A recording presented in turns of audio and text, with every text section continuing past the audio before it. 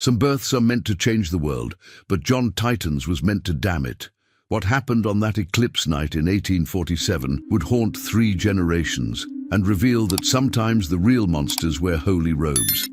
Stay with me, because what you're about to discover will make you question everything you thought you knew about faith, fate, and the price of being born different. The moon began its slow dance across the sun, just as Mama Celia's water broke. She gripped the rough wooden post of the birthing cabin, her knuckles white against the weathered pine, feeling the first wave of pain crash through her body like thunder rolling across the Georgia sky. Outside, the plantation fell into an unnatural quiet.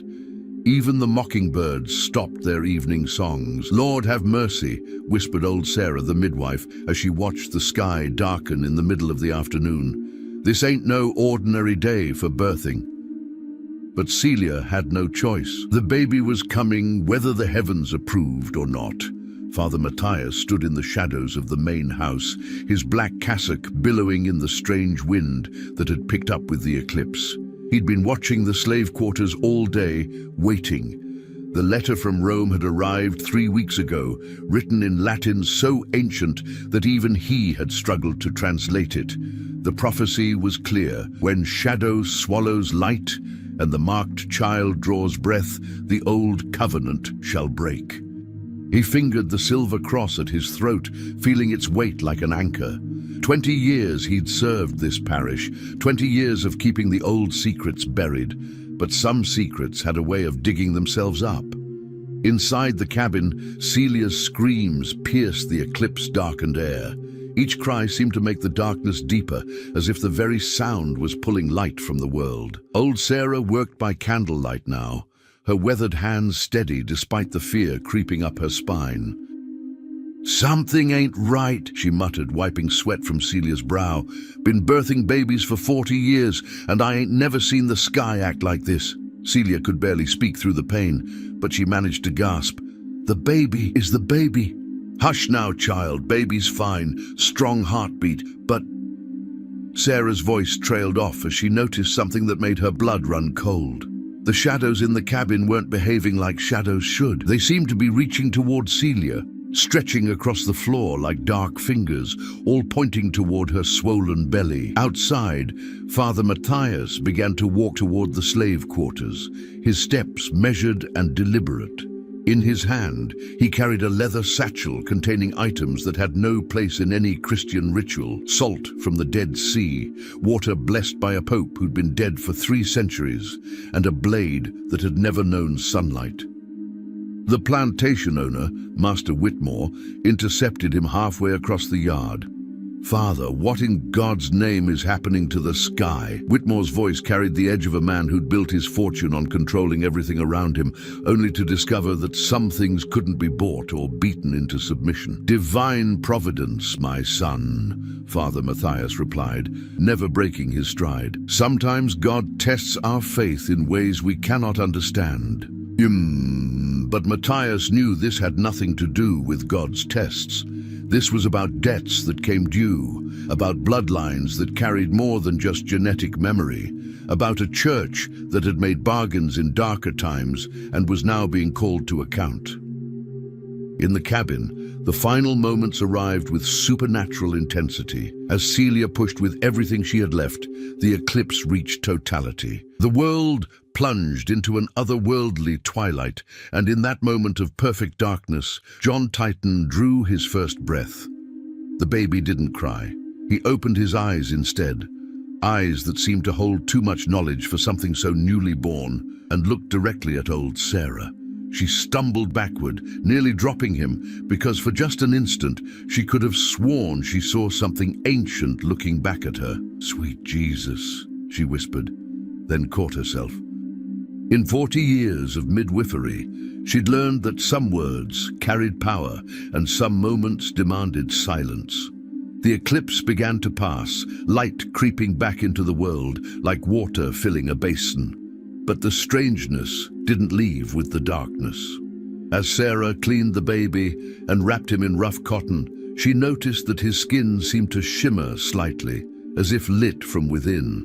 When she touched him, Her arthritic hands stopped aching for the first time in years. Father Matthias arrived just as the last sliver of sun emerged from behind the moon. He entered the cabin without knocking, his presence filling the small space like smoke.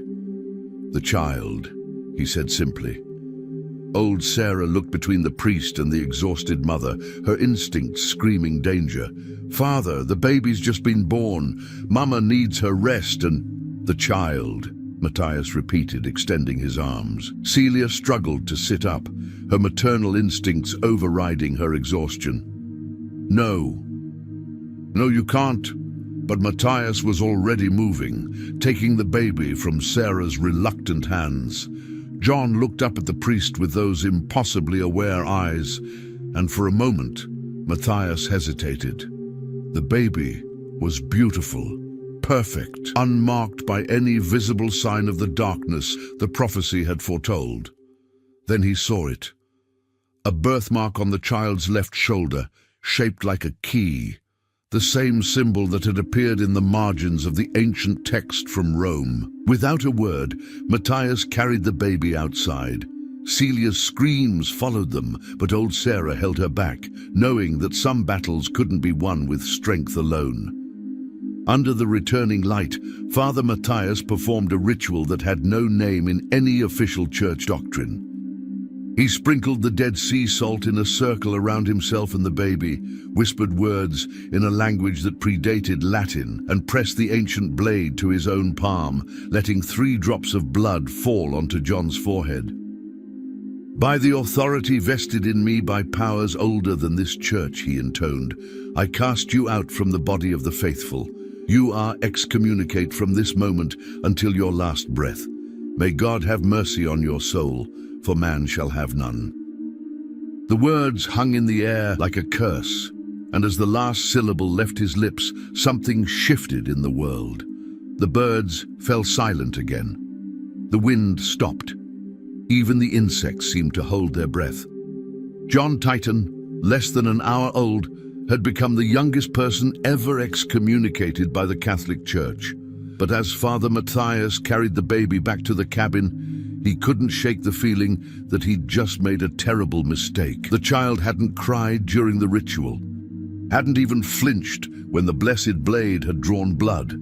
Instead, those ancient eyes had watched everything with what looked disturbingly like understanding. He placed John back in his mother's arms and left without another word, but not before making a note in his private journal. "The deed is done. May God forgive us all for what we've set in motion." Celia held her son close, tears streaming down her face, not understanding what had just happened, but knowing with a mother's certainty that her child's life would never be ordinary. As she looked down at John's peaceful face, she whispered the only prayer she could manage. "Whatever they done to you, baby, whatever they think you are, you're mine, and I'm gonna love you no matter what comes." Outside, the sun shone normally again, but the shadows in the slave quarters seemed deeper than before, and they all pointed toward the cabin where the excommunicated child lay in his mother's arms, already marked by forces beyond anyone's understanding. The impossible birth was complete, but the real story was just beginning. They say children are resilient, but what happens when a child survives things that should kill him? By age 7, John Titan had already lived through 3 accidents that claimed other lives, and the whispers in the slave quarters were getting louder. Stay until the end, because what you'll discover about survival will challenge everything you believe about luck, fate, and the price of being different.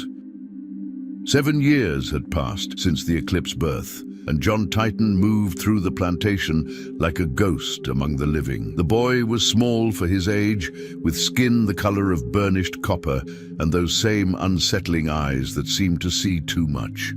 He worked alongside the other slave children, picking cotton under the merciless Georgia sun, but there was something about him that made the overseers nervous, something that made them look away when he passed. "That boy ain't natural," whispered Moses, one of the field hands, as he watched John work 3 rows over. "7 years old and ain't never been sick a day. Ain't never cried when the whip came down. Ain't never—" "Hush your mouth," old Sarah cut him off. But her eyes followed John too.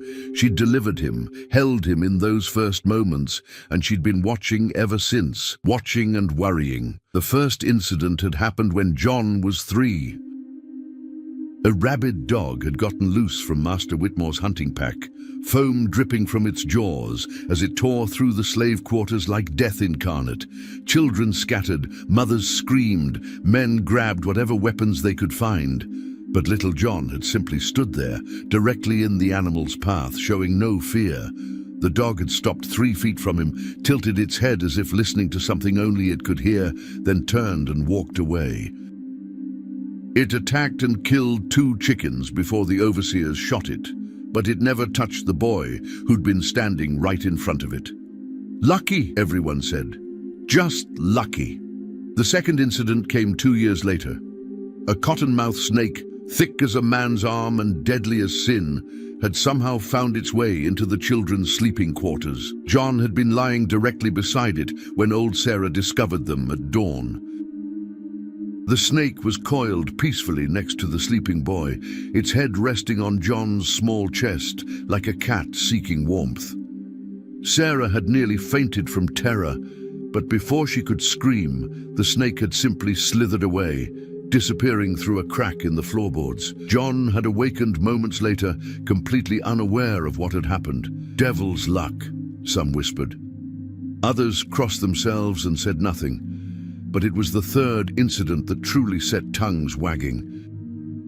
The fever had come in late summer, sweeping through the slave quarters like wildfire. Children dropped like flies, their small bodies unable to fight the mysterious illness that burned them from within. The plantation's doctor, a drunk who cared more about his bottle than his patients, had declared it hopeless. "Let it run its course," he'd told Master Whitmore. "The strong will survive." John had been among the first to show symptoms. His fever spiked so high that Celia feared his brain would cook in his skull. For 3 days, he lay unconscious, his body burning with heat that seemed to come from somewhere deeper than illness. Old Sarah had prepared the burial cloth. Then, on the 4th morning, John had simply opened his eyes and asked for water. His fever was gone, his strength returned, and within hours he was back on his feet as if nothing had happened. 7 other children died from that fever. 7 small graves were dug in the plot behind the quarters, but John Titan walked among the living, unmarked by the disease that had claimed his playmates. "Ain't natural," Moses repeated, and this time old Sarah didn't shush him. Father Matthias had been watching too. The priest made regular visits to the plantation, ostensibly to minister to Master Whitmore's spiritual needs, but his eyes always found their way to the slave quarters, to the boy who should have been dead 3 times over. Each survival gnawed at him like a cancer. The excommunication should have been enough. The ritual should have severed whatever unholy connection the child might have had to the forces mentioned in that ancient prophecy.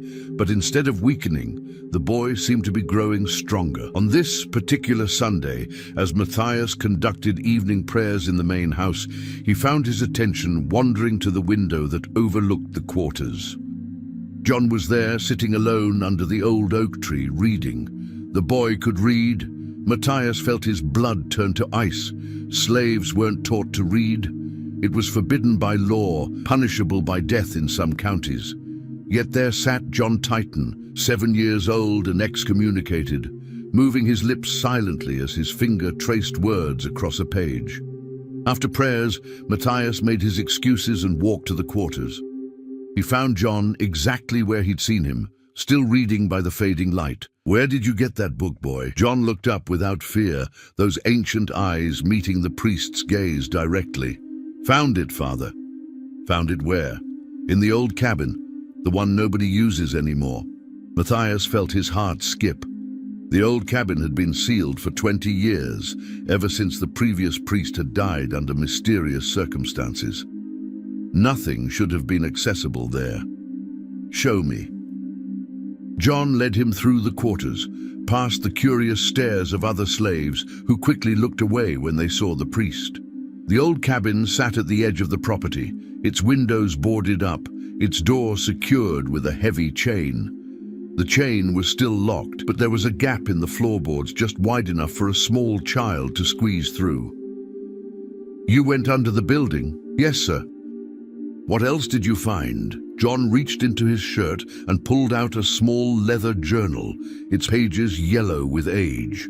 Matthias recognized it immediately, Father Benedict's private notes, the ones that had disappeared when the old priest died. With trembling hands, Matthias opened the journal. The pages were filled with observations about the plantation, about certain bloodlines among the slaves, about rituals and protections that had nothing to do with Orthodox Christianity. And there, on the final page, was a drawing of a key-shaped birthmark. "Can you read this, John?" "Some of it. The words are old." Matthias stared at the boy, his mind racing. Not only could John read, but he could decipher Latin script that would challenge seminary students. At 7 years old, "You must never tell anyone about this book, do you understand?" "Yes, Father." "And you must never go back to that cabin." John nodded, but something in his eyes suggested he was making no such promise. As they walked back toward the quarters, Matthias felt the weight of his mistake pressing down on him like a stone. The excommunication hadn't weakened the boy, it had freed him. Cut loose from the church's protection, John was developing abilities that should have been impossible. That night, Matthias wrote another entry in his private journal. "The child grows stronger. Each survival makes him more than he was. I fear we have not contained the prophecy. We have fulfilled it." In the slave quarters, Celia watched her son sleep and wondered why the other mothers had started crossing themselves when John passed by.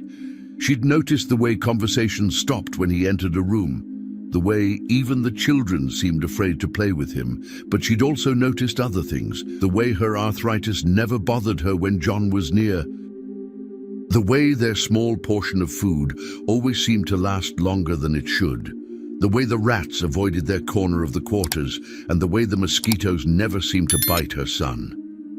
"What are you, baby?" she whispered into the darkness. "What did they do to you that night you were born?" John's eyes opened in the dark, and for just a moment, Celia could have sworn she saw them glow with their own light. "I don't know, Mama," he said quietly. "But I'm gonna find out." Outside, an owl called 3 times, an omen that old Sarah would have recognized as a warning. But warnings, like prophecies, only mattered to those who knew how to read the signs. And in the slave quarters of Whitmore Plantation, the signs were becoming impossible to ignore. They say power corrupts, but what happens when power meets something it can't control? Master Whitmore thought he could break any slave, bend any will, until he decided to make an example of John Titan. What happened next would become legend in the slave quarters and nightmare in the main house. Stay with me, because this story will show you that sometimes the hunter becomes the hunted in ways no one expects. Master Jeremiah Whitmore had built his fortune on breaking spirits. For 30 years, he'd ruled his plantation with calculated cruelty, understanding that fear was more effective than chains. He could look at a new slave and know exactly which pressure point would shatter their resistance.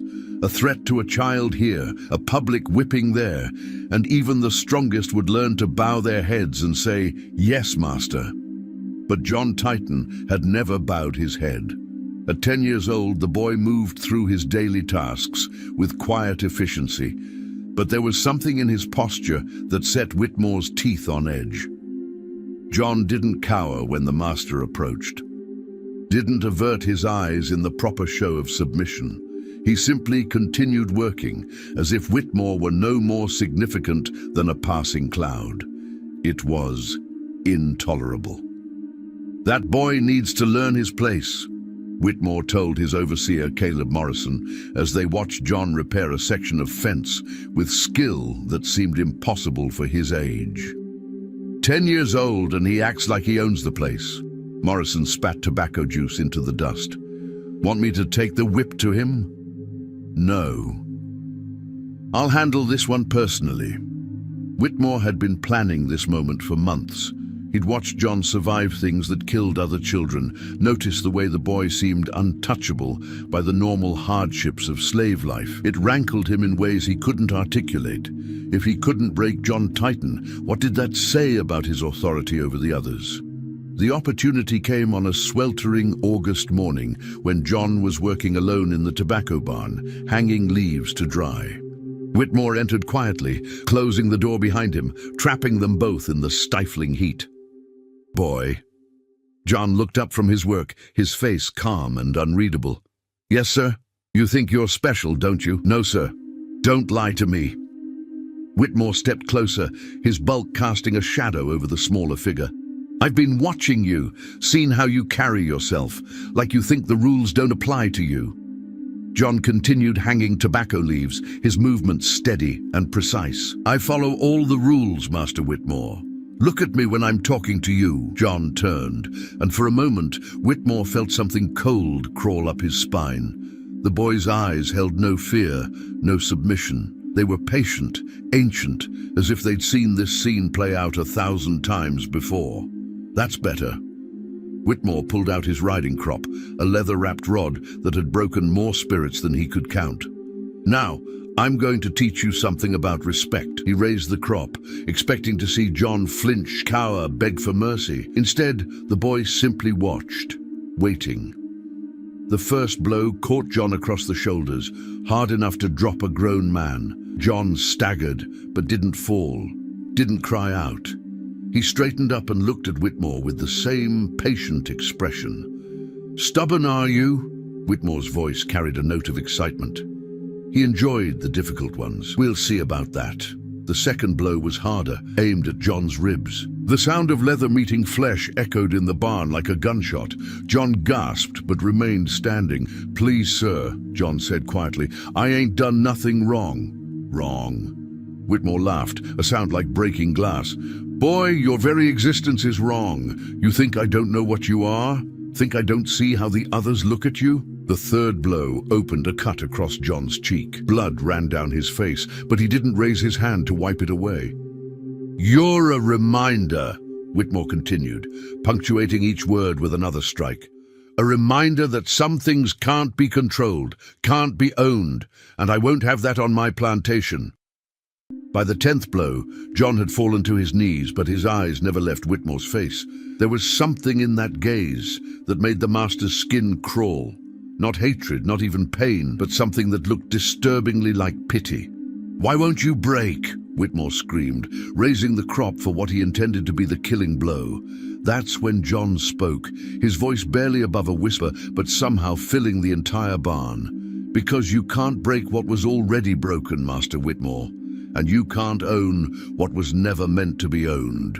The crop froze in midair. Whitmore felt his arm lock in place, muscles refusing to obey his commands. A strange, tingling sensation spread from his fingertips up to his shoulder, like ice water flowing through his veins. "What?"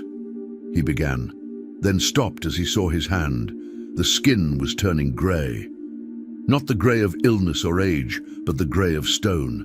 As he watched in horror, the discoloration spread up his arm, his flesh hardening, becoming cold and lifeless. "What did you do to me?" he gasped, dropping the crop. John struggled to his feet, blood still streaming from his wounds.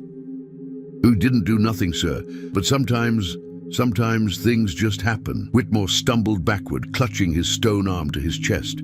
The transformation had stopped at his shoulder, but the affected limb was completely dead, heavy as a marble statue. "Fix it," he whispered. "Whatever you did, fix it." "Can't fix what ain't broken, Master Whitmore. Maybe you should ask yourself why this happened." Over the following days, Whitmore's condition worsened. The stones spread slowly but inexorably, creeping across his chest, down his other arm. Doctors came from Atlanta, from Charleston, from as far away as Baltimore. None could explain what they were seeing. "It's like his body is turning to mineral," Dr. Hartwell told Whitmore's wife. "I've never seen anything like it. There's no medical precedent." Whitmore knew the truth. though he could never speak it aloud. He'd tried to break something that couldn't be broken, and somehow, impossibly, the breaking had reflected back on him. He lasted 2 weeks. On a Tuesday morning, as the sun rose over the plantation, Master Jeremiah Whitmore drew his last breath. His body had become a grotesque statue, grey stone from head to toe, frozen in an expression of absolute terror. The official cause of death was listed as unknown mineral poisoning, but everyone in the slave quarters knew better. They'd seen John return from the tobacco barn that day, bloodied but unbroken. They'd watched their master's slow transformation with a mixture of fear and satisfaction. "Lord works in mysterious ways," old Sarah murmured, as they watched Whitmore's body being loaded onto a wagon for burial. But Moses shook his head. Wasn't the Lord did that, was something else entirely. Father Matthias arrived for the funeral, his face pale as he looked down at the stone corpse. He'd seen the signs, felt the shift in the spiritual atmosphere of the plantation. The boy was growing stronger, and each demonstration of his power made the priest's blood run colder. After the service, he sought out John, finding him working in the same tobacco barn where Whitmore had met his fate. "Did you kill him, boy?" John looked up, his face bearing the scars from Whitmore's beating. "No, Father, I never killed nobody." "Then how?" "Sometimes people get what they deserve. Sometimes the world just balances itself out." Matthias stared at the child, seeing something that chilled him to the bone. John wasn't lying. He genuinely didn't believe he'd killed Whitmore, but the power that flowed through him, the force that had turned a man to stone, was growing beyond the boy's understanding or control. "You're dangerous," Matthias whispered. "Yes, sir," John agreed quietly. "I reckon I am." That night, Matthias wrote urgently to Rome, requesting immediate guidance. But deep down, he knew no guidance would come in time.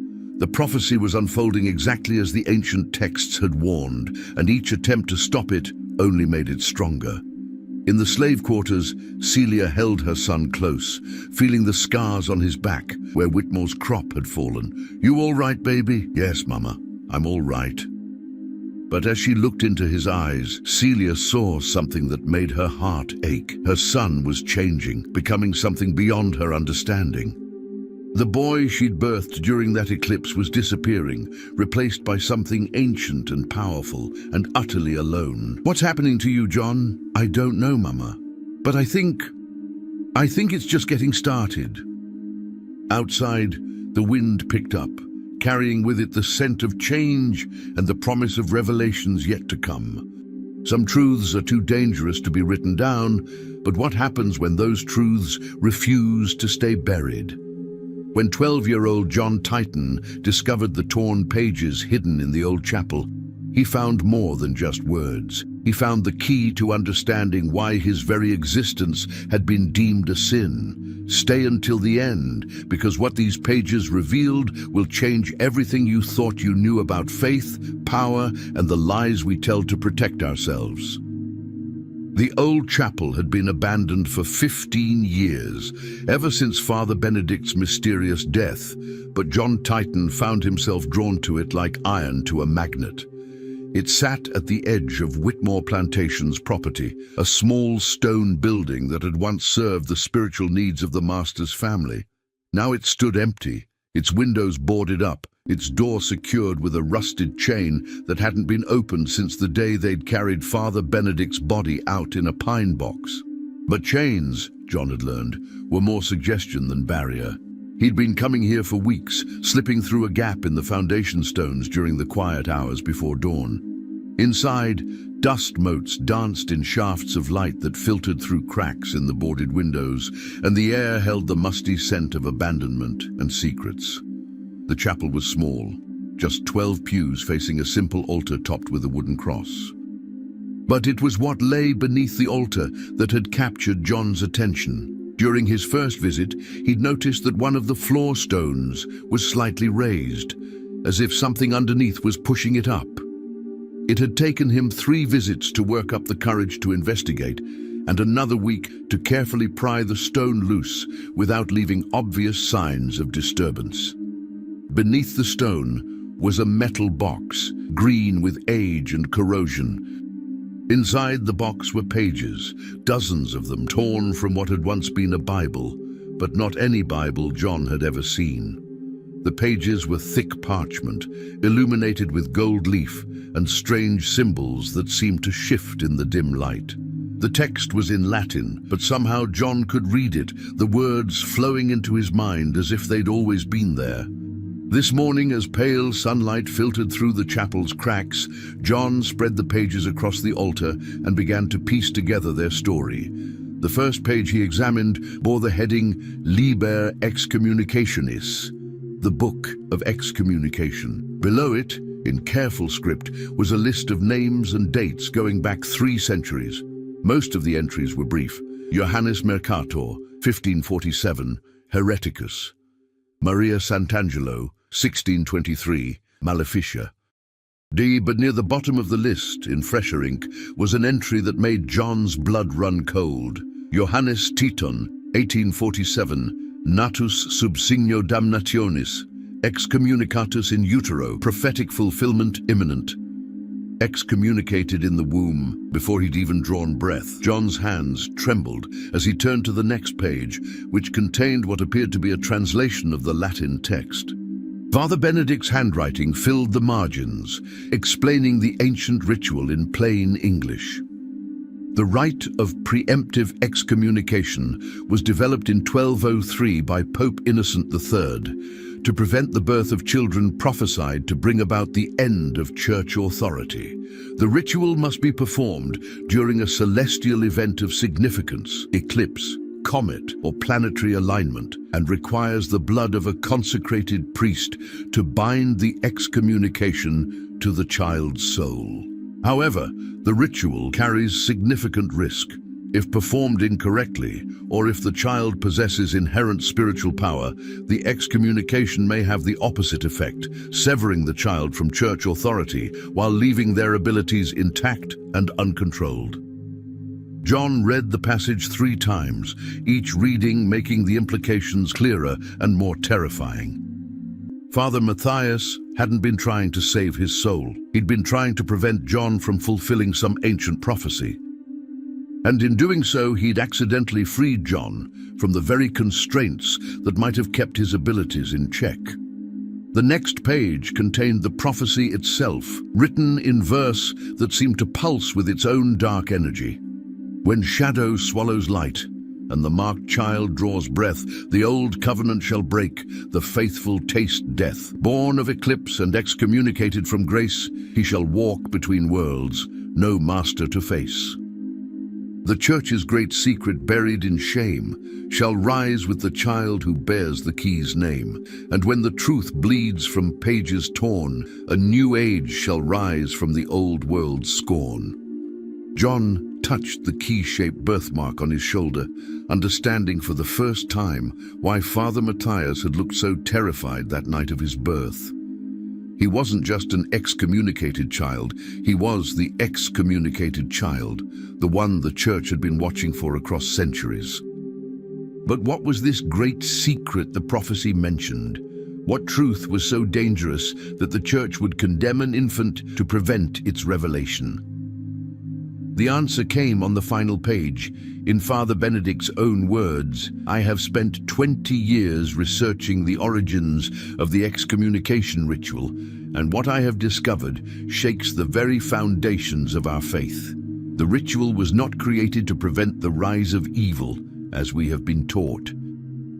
It was created to suppress the descendants of the original apostles, those whose bloodlines carry the true power of Christ's teachings. The Church, in its hunger for temporal authority, has systematically eliminated anyone who might challenge its monopoly on divine connection. The prophesied children are not harbingers of destruction. They are living reminders of what Christianity was meant to be before it became an institution of control. John Titon is not cursed. He is blessed with the very power the Church has spent centuries trying to eradicate. His excommunication has not damned him. It has freed him to become what he was always meant to be. God forgive me. I have been complicit in a lie that spans 1,000 years. John sat back on his heels, the weight of revelation pressing down on him like a physical force. Everything he'd been told about his nature, about his excommunication, about the strange things that happened around him, it was all backwards. He wasn't cursed. He was free. The sound of footsteps outside the chapel made him freeze. Quickly, he gathered the pages and returned them to their hiding place, replacing the stone just as the chapel door rattled against its chain. "I know you're in there, boy." Father Matthias's voice carried through the wooden door like a blade. John remained perfectly still, hardly daring to breathe. "The gap in the foundation stones isn't as hidden as you think. I've been watching you come here for weeks." John heard the sound of metal on metal as Matthias worked at the chain with what sounded like bolt cutters. Within minutes, the door swung open and the priest stepped inside, his eyes immediately finding John crouched behind the altar. "What have you found?" Matthias demanded. "Nothing, Father, just wanted to see inside." Matthias approached slowly, his gaze taking in the disturbed dust around the altar, the slight displacement of the floor stone. "Don't lie to me, John. I can see you've been digging." For a moment they stared at each other across the dusty chapel, the priest who had condemned an infant, and the boy who had just learned the truth about his condemnation. "You know, don't you?" Matthias whispered. "You've read Benedict's notes." John stood slowly, feeling something shift inside him as he met the priest's gaze. For the first time in his life, he felt no need to show deference, no compulsion to lower his eyes or soften his voice. "I know what you did to me," he said quietly, "and I know why." Matthias took a step backward, his face pale. "Then you know how dangerous you are, how dangerous you could become." "Dangerous to who, Father? To you? To the church that's been lying for 1,000 years? You don't understand the forces you're dealing with, boy. The power in your bloodline. It's not meant for this world. It's too much for any one person to control." John felt something warm spreading through his chest, a sense of rightness he'd never experienced before. Maybe it ain't meant to be controlled. Maybe it's meant to be free. As he spoke, the boarded windows began to glow with soft golden light. The dust in the air swirled in patterns that seemed almost like writing, and the temperature in the chapel rose as if warmed by an invisible sun. Matthias stumbled backward, his hand reaching for the silver cross at his throat. "Stop this. You don't know what you're doing." "For the first time in my life," John said, his voice carrying a resonance that seemed to come from somewhere deeper than his throat, "I know exactly what I'm doing." The light grew brighter, and somewhere in its glow, John could swear he heard voices, not threatening or demonic, but welcoming, calling him home to a truth that had been hidden for far too long. Father Matthias fled the chapel, his footsteps echoing across the plantation grounds as he ran toward the main house. But John remained, standing in the golden light, finally understanding what he was and what he was meant to become. The pages beneath the altar stone pulsed with warmth, as if responding to his newfound knowledge. The truth was bleeding from the torn Bible, just as the prophecy had foretold. And John Titan, excommunicated and free, began to smile. Time is supposed to be the great equalizer, aging everyone equally, marking the passage of years on every face. But what happens when time itself seems to forget someone exists? At 15, John Titan looked barely 12, and the whispers were growing louder. Stay with me, because what you're about to discover about the nature of time, aging, and divine intervention will challenge everything you think you know about mortality. 15 years had passed since the eclipse's birth, but John Titan looked as if he'd barely seen 12 summers. While other boys his age sprouted like weeds, their voices cracking and bodies stretching toward manhood, John remained small, unchanged, as if time itself had forgotten to touch him. His face held the same smooth features he'd possessed as a child, unmarked by the passage of years that had aged everyone around him. Celia noticed it first, the way mothers notice everything about their children.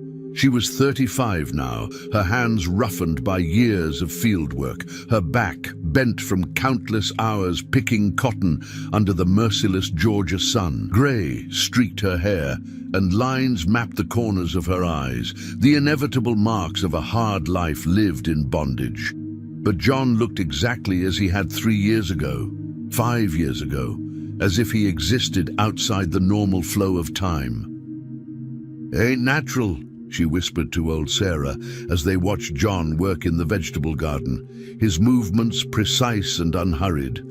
"Boy should be near grown by now, but look at him."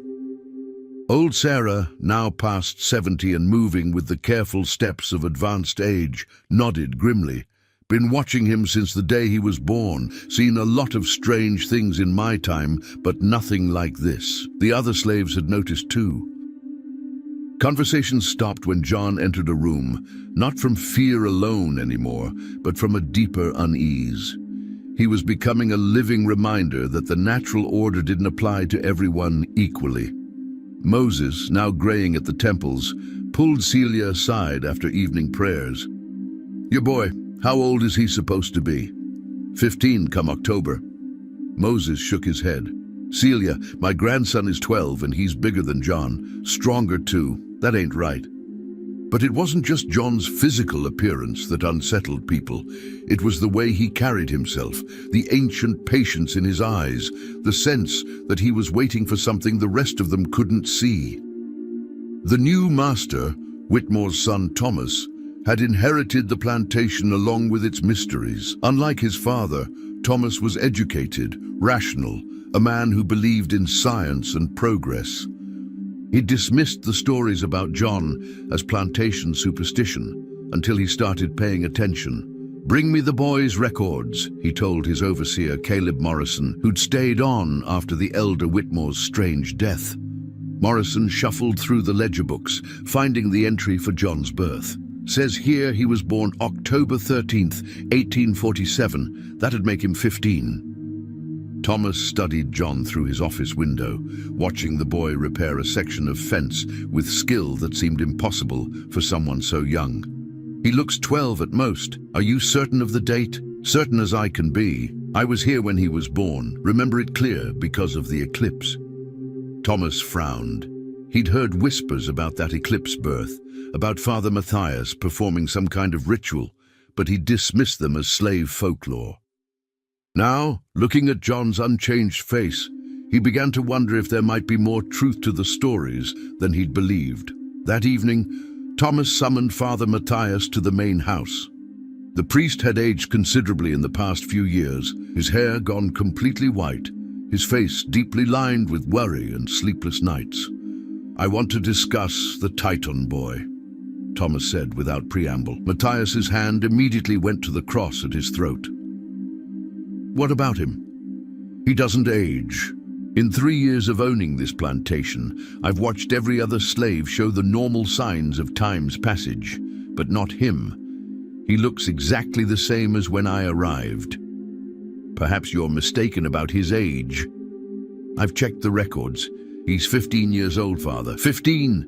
But he has the body of a child." Matthias was quiet for a long moment, staring into the fire that crackled in Thomas's hearth.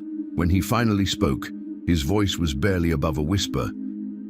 "There are forces in this world that don't follow natural law. The boy is touched by something beyond our understanding." "What kind of something?"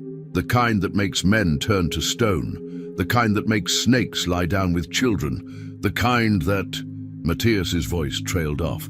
"The kind that what, Father?" "The kind that makes the church very, very afraid." Thomas leaned forward in his chair. "What did you do to him? That night he was born, what exactly did you do?" Matthias closed his eyes, and for a moment he looked every one of his 63 years. "I tried to prevent a prophecy from coming true. Instead, I may have ensured its fulfillment." "What prophecy?" "One that speaks of a child who will walk between worlds, untouched by time, carrying the power to reshape the very foundations of faith." Thomas felt a chill run down his spine. "And you believe John is this child?" "I know he is." That night, unable to sleep, Thomas walked the plantation grounds under a star-filled sky. He found himself drawn to the slave quarters, where most of the inhabitants had long since retired for the night, but not John. The boy sat under the old oak tree, reading by moonlight. As Thomas approached, he realized John was reading from a Bible, not the simplified version given to slaves, but a full Latin text that would challenge even seminary students. "Where did you get that book?" John looked up without surprise, as if he'd been expecting the visit. "Found it, Master Thomas." "Can you actually read Latin?" "Yes, sir." Thomas sat down on a nearby stump, studying the boy's face in the moonlight. Up close, John's agelessness was even more pronounced. His skin was smooth as a child's, unmarked by the sun damage that affected every other field worker. "How is it that you don't age, John?" "Don't rightly know, sir. Just always been this way." "Doesn't it frighten you, being different?" John considered the question carefully before answering. "Used to. But I've been reading about it, and I think maybe it ain't something to be frightened of. Maybe it's something to be grateful for." "Grateful?" "Yes, sir. See, most folks, they got maybe 70 years if they're lucky. 70 years to figure out who they are, what they're supposed to do. But if time don't touch you the same way..." John's voice trailed off as he looked up at the stars. "Maybe you get more time to understand things, to help people." Thomas felt something cold settle in his stomach. "Help people how? However they need helping, I reckon." Dean, there was something in John's tone that made Thomas think of his father's death, of the stone corpse that had once been Jeremiah Whitmore. "John, did you kill my father?" "No, sir. I never killed nobody." "But you could, couldn't you, if you wanted to?" John met his gaze directly, and in the moonlight, his eyes seemed to glow with their own inner light. "I could do a lot of things, Master Thomas. Question is, what things ought to be done?" Thomas stood abruptly, suddenly desperate to put distance between himself and this ageless child who spoke like an ancient philosopher. "You should get some sleep." "Don't need much sleep anymore," John said quietly. "Another thing that's been changing." As Thomas walked back to the main house, he felt the weight of inherited responsibility pressing down on him. His father had tried to break John Titan and had died for the attempt. But what was the alternative? How do you control something that exists outside the normal rules of existence? The next morning, Thomas wrote to the bishop in Atlanta, requesting guidance about unusual spiritual manifestations on his plantation. But even as he sealed the letter, he suspected no guidance would be sufficient. In the slave quarters, Celia watched her son prepare for another day of work, noting the way he moved with fluid grace, the way his clothes still fit exactly as they had years ago. "John, baby, you ever think about what's happening to you?" "Every day, Mama." "You scared?" John smiled, and for a moment he looked like the child she remembered from his early years. "No, Mama, I ain't scared. I think I'm finally starting to understand what I'm supposed to be." "And what's that?" "Free, Mama. Really, truly free." As he walked toward the fields, Celia felt a mixture of pride and terror. Her son was becoming something beyond her understanding, something that might be wonderful or terrible or both. But one thing was certain: John Titan was no longer bound by the limitations that constrained ordinary mortals, and that, more than anything else, was what made him dangerous. When the Vatican sends someone to investigate, you know the situation has moved beyond local concern into the realm of existential threat. Bishop Cornelius Blackwood arrived at Whitmore Plantation with holy water, ancient texts, and orders to resolve the John Titan problem by any means necessary. But what happens when the church's most experienced exorcist meets something that refuses to be exorcised? Stay until the end, because this confrontation will reveal truths that have been buried for centuries.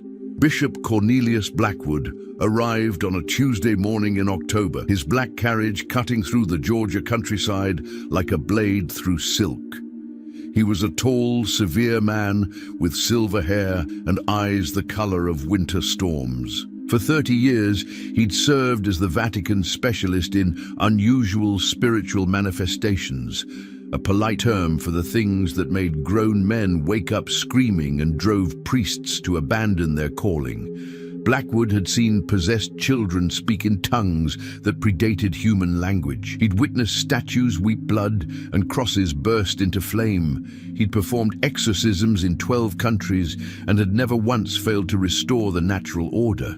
But the reports from Georgia had troubled him in ways he couldn't articulate. A child who didn't age. A plantation owner turned to stone, witnesses to impossible survivals and unexplained phenomena. And at the center of it all, a boy who'd been excommunicated before drawing his first breath. Father Matthias met the carriage at the main house, his face pale with exhaustion and worry. "Bishop Blackwood, thank you for coming." "Show me the boy," Blackwood said without preamble. He had no time for pleasantries when dealing with potential threats to the church's authority. "He's in the fields, but Bishop, I must warn you. I've read your reports, Father. All of them, including the ones you thought you'd destroyed." Matthias felt his blood turn cold. "I don't know what you mean." Blackwood pulled a leather portfolio from his carriage and extracted several pages of familiar handwriting. Father Benedict's research, his theories about the excommunication ritual, his doubts about church doctrine. How did you... The Vatican has eyes everywhere, Matthias. Did you think we wouldn't notice when one of our priests began questioning fundamental church teachings? When he started suggesting that our most sacred rituals were actually tools of oppression? Matthias stared at the pages, recognizing Benedict's careful script, his theological arguments, his growing certainty that the church had been systematically eliminating anyone who might challenge its temporal authority. "Benedict was wrong," Matthias whispered, but his voice lacked conviction. "Was he?" Blackwood's eyes were like ice. "Let's find out." They walked toward the fields, where John was working alongside other slaves, harvesting the last of the season's cotton. Even from a distance, Blackwood could see what the reports had described. A boy who should have been nearly 16 but looked barely 12, moving with an economy of motion that spoke of supernatural efficiency. "There," Matthias pointed, "the small one by the oak tree." Blackwood studied John for several minutes, noting the way other slaves unconsciously gave him space, the way even the overseer seemed reluctant to approach him directly. But it was something else that caught the bishop's attention, a quality of light around the boy that seemed subtly different from the afternoon sun. "Bring him to me." "Bishop, perhaps we should wait until..." "Now, Father." Matthias reluctantly approached John, who looked up from his work with those unsettling, ancient eyes. "John, the bishop would like to speak with you." John nodded calmly and followed Matthias back to where Blackwood waited. As they drew closer, the bishop felt something he'd never experienced in 30 years of confronting supernatural phenomena: uncertainty. The boy radiated a presence that was undeniably powerful, but it wasn't the chaotic, destructive energy he'd learned to associate with demonic influence. This was something else entirely, something that felt almost holy. "John Titan," Blackwood said, his voice carrying the authority of centuries of church hierarchy.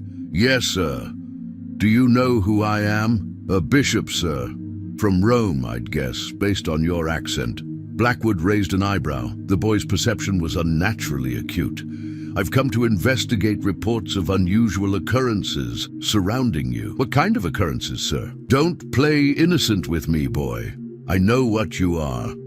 John tilted his head slightly, and for a moment, Blackwood felt as if he were being examined by something far older and wiser than a teenage slave.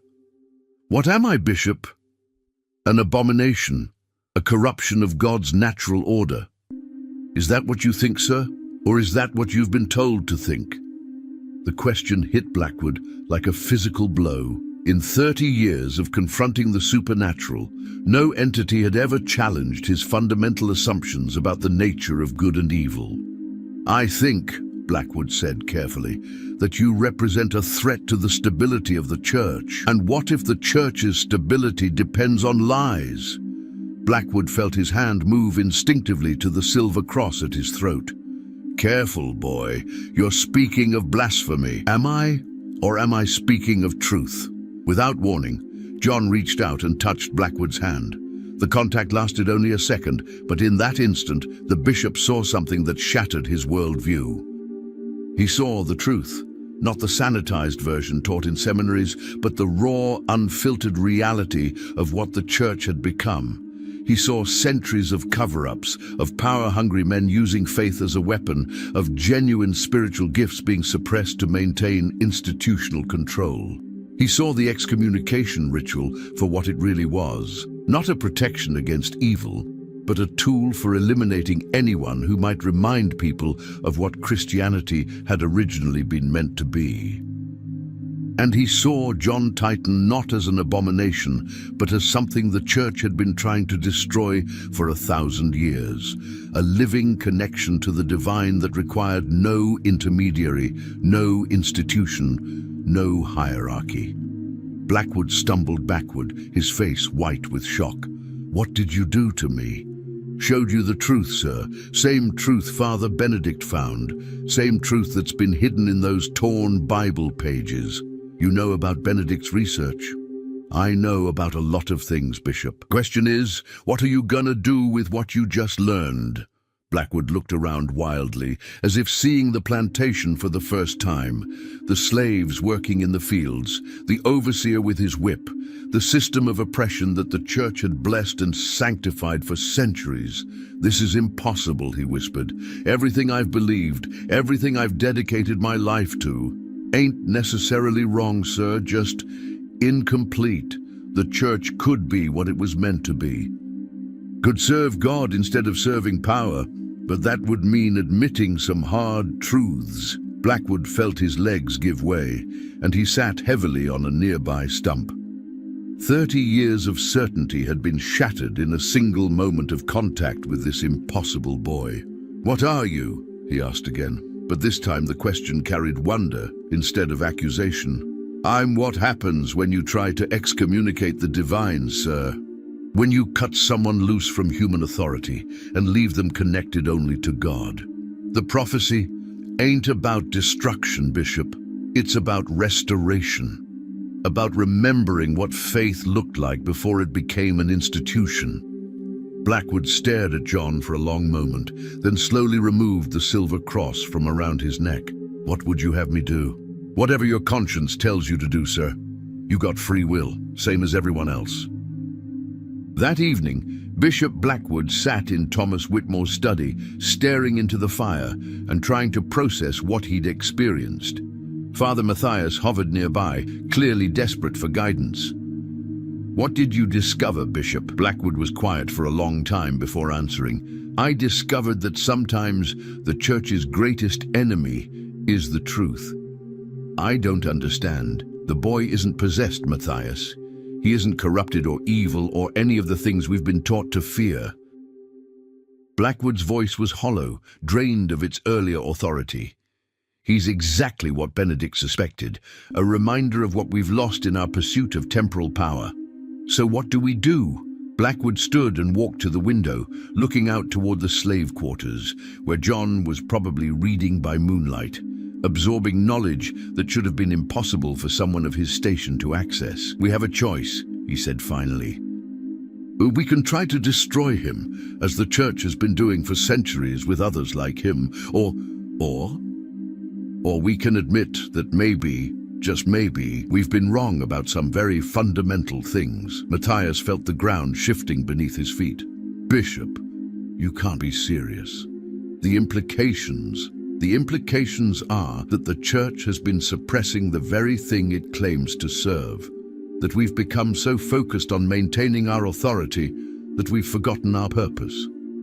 And if Rome learns of your change of heart, Blackwood smiled grimly. "Then I suppose I'll discover what it feels like to be excommunicated." Outside, John Titan continued his reading, unaware that his mere existence had just converted one of the church's most powerful agents. The pages of the hidden Bible seemed to glow in the moonlight, as if responding to the shift in the spiritual atmosphere. The church was watching, but for the first time in centuries, it was beginning to see clearly. And what it saw was going to change everything. Every secret has its breaking point, and after 16 years of careful concealment, the truth about John Titan was about to explode into the open. When the hidden pages of Father Benedict's Bible began to literally bleed, revealing words that had been invisible for decades, everyone would finally understand what the church had been so desperate to hide. Stay until the very end, because what bleeds from these pages will rewrite everything you thought you knew about faith, power, and the price of keeping divine secrets. The bleeding began at midnight on the anniversary of John's birth. Father Matthias was alone in his study when he heard the sound, a soft dripping, like rain on leaves, coming from the locked cabinet where he kept Father Benedict's hidden Bible pages. His hands trembled as he retrieved the key, knowing somehow that whatever he was about to witness would change everything. The pages were soaked in blood, not the brown stain of old blood, but fresh crimson that seemed to well up from the parchment itself. And as Matthias watched in horror, new words began to appear in the flowing red, writing themselves across margins that had been blank for 20 years. The time of revelation has come. The child walks in his power, and the old lies can no longer hold.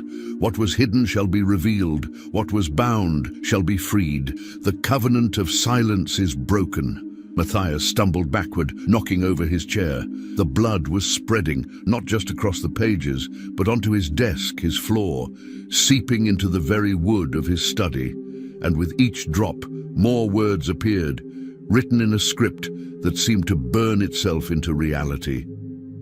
Cornelius Blackwood has seen the truth.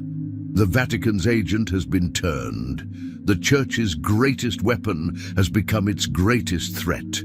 The boy's power grows beyond all containment. "No," Matthias whispered, but even as he spoke, he knew it was too late. Whatever force had been held in check for 16 years was finally breaking free.